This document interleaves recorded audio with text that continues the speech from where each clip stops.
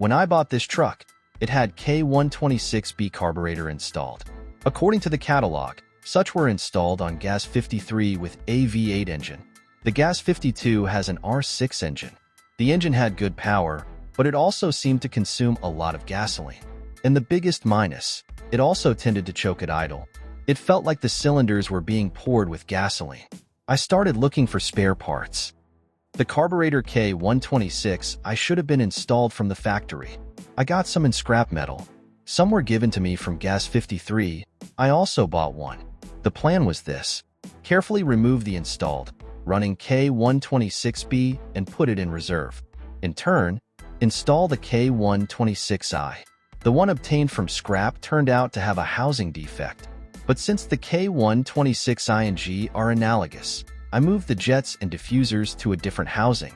In the end, assembling a Frankenstein from different. Considering that the parts were used, some seemed to be powered directly by oil. Cleaning took a lot of time. So in the spring I had 4 carburetors on my shelf.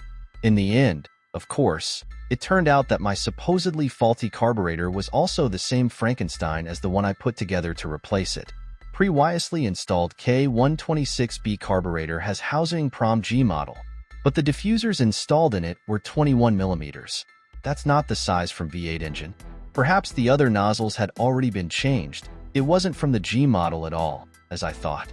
Since I also lacked knowledge, the carburetor I put together did not show any good results.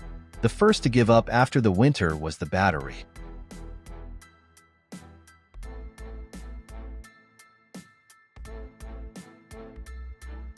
For some reason I don't understand, the previous owner of the truck had installed 2 gaskets on the intake manifold. Both looked worn out, and one barely covered the other. So I had one carburetor with no markings, serviced and cleaned. One with the correct markings, bought at the last minute, not serviced as if it had been removed from the car. And maybe it was a good thing I didn't go in there. The experiments ended with just putting back the carburetor that was there when I bought it. And for a while I continued to ride like that. The next season opening started again with changing the carburetor. The start failed. The fault was found in the spark plugs. When eliminating the defect did not improve anything, it was mistakenly assumed that the carburetor was to blame. And this time the last purchased K126I carburetor was installed. This one was bought from hand, and nothing was done to maintain it. And it worked.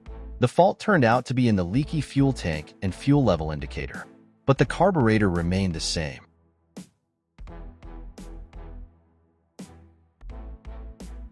These carburetors were designed for gasoline A76.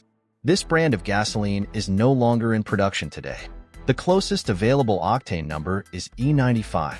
It is possible that by experimenting with different combinations of diffusers and jets from other K-series carburetors, better fuel economy or torque could be achieved. But maybe unwanted detonation and engine failure. Who knows? Anyway, installation and removal are quite complicated, so you wouldn't want to repeat it many times. As a result of such experiments, threads and fasteners would be damaged. One of the housings also had countless traces of repair, and it had to be thrown away.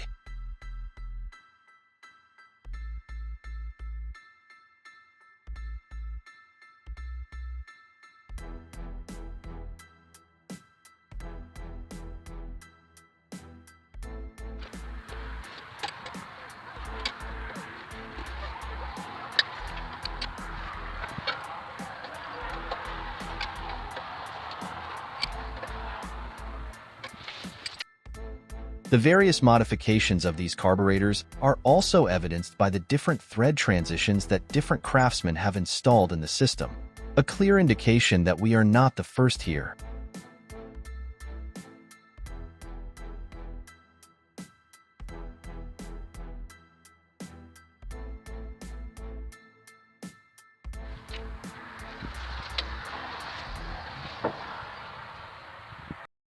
Here is one of the parts that will quickly run out of installing and uninstalling carburetors many times. The USSR's beloved flathead screwdriver screws. To maintain the most authentic look possible, they remain, but I would very much like to replace them with hex or torque center screws. And when you have everything assembled, It turns out that the level is not adjusted correctly. There should be in the middle of a glass window. Again, you have to remove the housing cover, which of course is screwed on with a flat screwdriver. The battery is charged. I can try, but as it turns out the battery is no longer functional. Only show volts.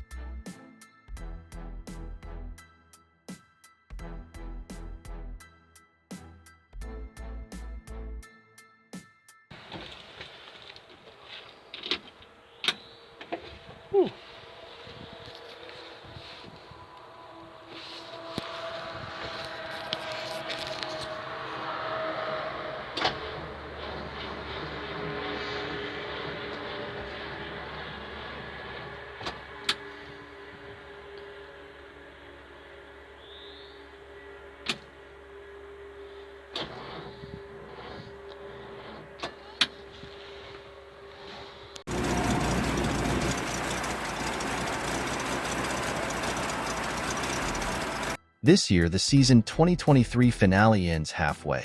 The seal on the valve stem was torn. The carburetor is overfilled, as are the cylinders. The solution was to drain the carburetor and drive to the garage as quickly as possible, avoiding idling the engine. This also worked out successfully. Full to the brim. Let's check the needle and the seal. Old seals are no friends with modern gasoline.